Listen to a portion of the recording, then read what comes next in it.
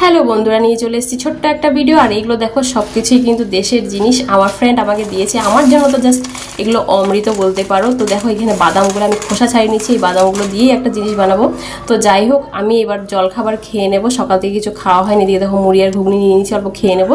এরপর আমি সবজিগুলো কেটে কুটে নিলাম। এবার দেখো লাউ শাক, তারপরে আছে ওল, আর এদিকে আছে আমরা, সবগুলোই আজকে রান্না করবো। আর এদিকে দেখো ওল, মানে ওল বলছি, ওলটা ভাতে দিয়ে দিয়েছি। আর আমরাটা কিন্তু আমি আগে সেদ্ধ বসিয়ে নিচ্ছি, একটু সেদ্ধ করে নিলে কি হয়, নরম নরম হয়ে যায়, ভালো লাগে। আর এদিকে দেখো ডালটাও করে নিলাম। এরপর আমি আমরা চাটনিটা বানিয়ে নেব। আচ্ছা তোমরা বলো তো, ওল সেদ্ধ সর্ষে বাটা দিয়ে কার কার খেতে ভালো লাগে?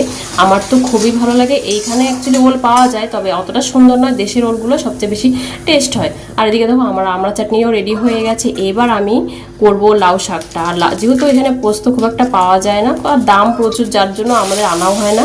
আর এদিকে সেই জন্য আমি বাদাম দিয়ে আজকে পোস্ত করব। এদিকে দেখো জিরে ফোড়ন দিয়ে আলু আর লাউ শাকগুলো একটু কষিয়ে নিয়ে, হালকা সেদ্ধ হয়ে গেলে সামান্য একটু জিরে গুঁড়ো হলুদ গুঁড়ো দিয়ে একটু কষিয়ে নেবো। হ্যাঁ, হলুদ গুঁড়ো না দিলেও চলে, তবে আমি একটু সামান্য দিয়ে দেখতে ভালো লাগে। তো যাই হোক দেখো, আর এই যে বাদাম দিয়ে তোমরা এরকম পোস্ত বদলে করে দেখবে, খেতে কিন্তু খুবই টেস্টি হয়।